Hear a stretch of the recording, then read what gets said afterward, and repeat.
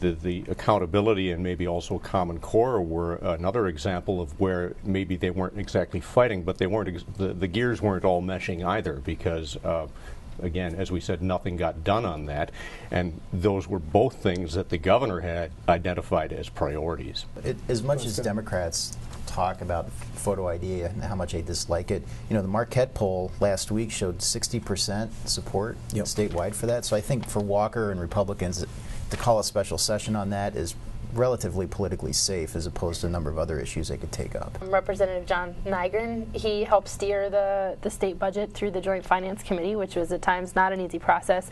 But I think more importantly, I mean, he was the author of all these pieces of legislation related to heroin use in the state, and trying to get Narcan into the hands of first responders across the state, trying to develop opioid treatment centers. Senator Dale Schultz, who's now retiring, and I think he just sort of played a pivotal role in the Senate by his discomfort with some of the things that his caucus was doing and his inability to always work and play well with them. And I think that enabled other more moderate senators to make decisions that you know, might not exactly reflect what leadership's wishes were. The thing that's interesting to me is if you look at the people who are leaving, we mentioned Schultz already, Castell, Cullen, Jauch. I mean, these are people who, Dean Coffert, now that he's been elected mayor of Neenah, these are folks who generally are viewed as being more moderate within their parties, and who've been around. You know, the senators leaving, I think, have a combined 94 years experience. I mean, these are people who know the system, who know how to get things done, but who also have a more, I would say, you know, a view on things that's a little bit different from the partisan politics that we see so often. And the court said yes, that overall or aggregate limit on how much you could give in a year or in an election cycle is not constitutional. Wisconsin has a similar limit of $10,000 per year in total that someone can give to any mix of state candidates. And constitutional attorneys say that it's just crystal clear that that will not be able to stand in light of what the U.S. Supreme Court has done.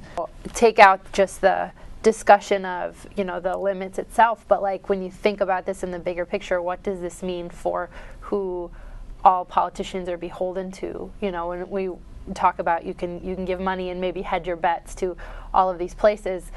So then, what kind of policy are we seeing made after this? There are a lot of ways to give money to political efforts that is not disclosed. Nobody knows who you are.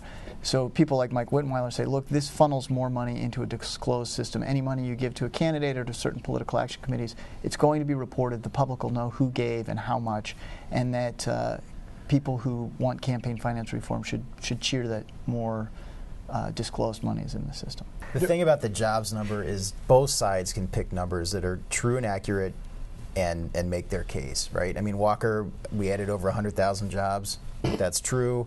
Burke, you didn't hit your 250,000 promise. That's true.